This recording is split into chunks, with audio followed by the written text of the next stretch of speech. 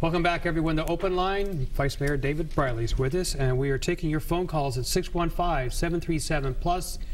That's also 615-737-7587. Had a couple of calls, they're off air, about the jail. Right. Tell us where that is now as far as renovating the existing one or moving it to another location. What's happening with that? Well, so in the last council, there was a vote that eliminated the potential for the construction of a jail in southeast Davidson County. I think at the very last minute, they did add the authority to either rehab or build a new jail at the current location. My sense from what's been reported and what I've heard from indirectly from the sheriff is that he intends to proceed with that plan of rebuilding something downtown. I think it might well require relocating the police precinct that's downtown as well. So nothing is before the council yet on that, and there will be a lot more discussion before that does happen, before it comes to the council. If it comes without much discussion and without some groundwork being laid, I think it'll get delayed.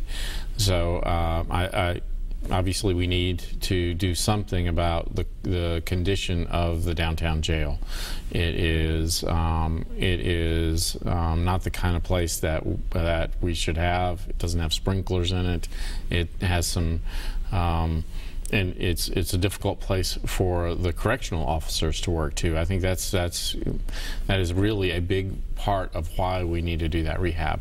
I've talked to the sheriff a couple of times just generally about the issue, and I know he regrets the way it turned out the first time, and I get a strong sense that he's going to work hard to build more community support, to make people feel confident that it's going to happen in the right way. Now, you would think it would cost more, right, to tear what exists now down and put something else up, right? I mean, well, I think that was part of what he was arguing back in that last term, was that it was the most cost-effective way to move it to southeast Davidson County. Right. There are obviously reasons not to move it to southeast Davidson County as well. The people there don't want it, which is a legitimate thing. The court system is still downtown, so you by keeping the prisoners downtown, you avoid some of the transportation costs. So we'll look at it again closely when the sheriff comes with it and make sure that it's the right decision for the community. But everybody on the council that I've talked to is committed to a more open process, to giving everybody a chance to be heard, and to making a decision after there's plenty of community input into where we're going. And I can't imagine that Mayor Barry would in any way support moving forward without that happening. And I would think that, and maybe I'm wrong, is this more about location than it is money at this point, or is it more about money than location? Well, I think there's a balance there. Obviously, if it's gonna cost us 5 times as much to build it downtown, I think we would find another location. I think the difference in cost is not that great, so that building it downtown is so expensive that we just can't do it. And I think the sheriff is now. I think that's where he intends to, what he intends to do. All right. Another issue that wasn't talked about a lot during the campaign, but I know we've done some stories on, and that's the whole TIF with right.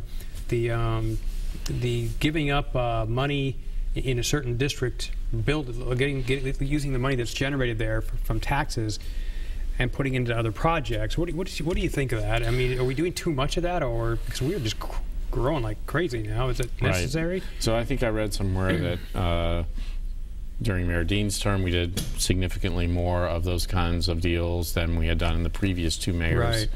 Right. It's certainly hard to fault the mayor a whole lot for that. Tax increment financing. That's right. That's what it is. I couldn't remember the name. Tax increment financing. So, and that, the tax increment financing started when there were areas where nobody would build because Right. it was just a marginal neighborhood. It was blighted, was the typical term.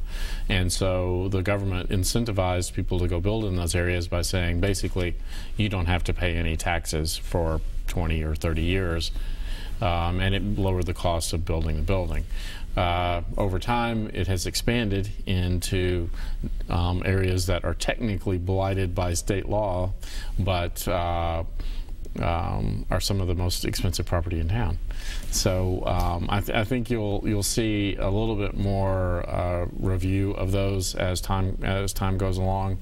There's interestingly, the city puts out a financial report every year, and a new government regulation will require more disclosure of these tax increment financing deals in the next couple of years. So it'll be more, people will understand more how it works and where it's working.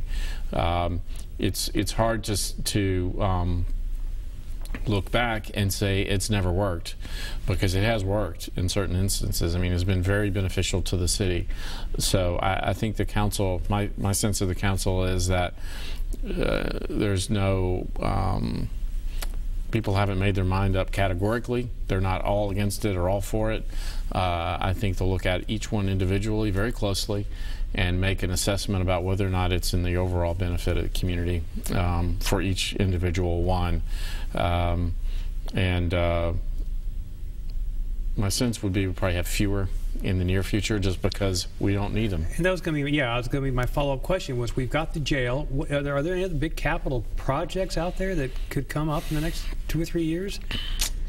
Well, you know, I think people have a hard time thinking of those. I mean, but if you look back at what we've done over the last few years, we have done so many big projects. It's hard to envision exactly what the next one would be. Obviously, there's some big capital expenditures to make on transportation. Right. So that's where I would contemplate we could do it, and people would really be. You could convince people that it made sense. I think we're going to take a quick break here, and then we'll come back and we'll take a couple more questions, and then that'll be it for the show. So we'll be right back after this.